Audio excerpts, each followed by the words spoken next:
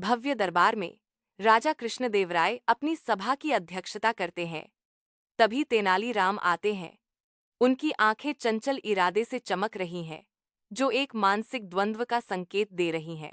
अपनी आंखों में चुनौती की चमक के साथ तेनालीराम एक पहेली प्रस्तुत करते हैं।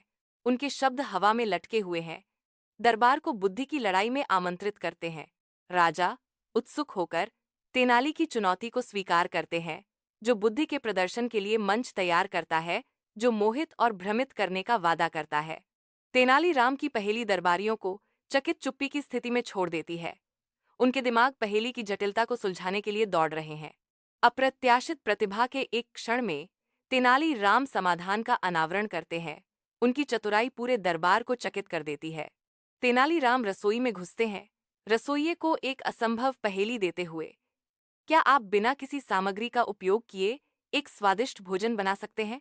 रसोइया इस अजीब अनुरोध से पूरी तरह से हैरान होकर पूछता है, बिना सामग्री के ये कैसे संभव है? तेनालीराम एक जानी मानी मुस्कान के साथ रसोइये को आश्वासन देते हैं, मुझ पर विश्वास करो, मेरे पास एक योजना है। अव्यवस्था के बीच तेनालीराम आत्मविश्वास से दृश्य में आते हैं, ठगों को साहसपूर्वक चुनौती देते हैं कि वे ग्रामीणों की बुद्धि के खिलाफ अपनी चालाकी का परीक्षण करें। अहंकारी हंसी के साथ ठग चुनौती स्वीकार करते हैं। गांव के लोगों की बुद्धि और लचीलापन को कम आंकते हैं।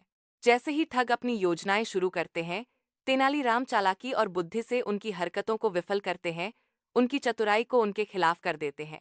भ्रमित फिर भी उत्सुक ग्रामीण देखते हैं कि बुद्धि की लड़ाई कैसे सामने आती है।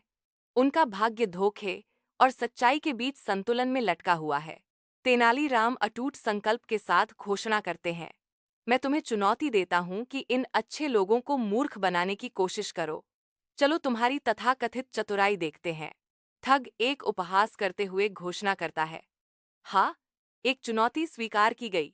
ये ग्रामीण हमारी बुद्धि के लिए कोई मेल नहीं है, जैसे ठग दो जोड़ता है। वास्तव में वे जल्द ही अपनी कीमती चीजों को सौंपने के लिए भीख मांगेंगे।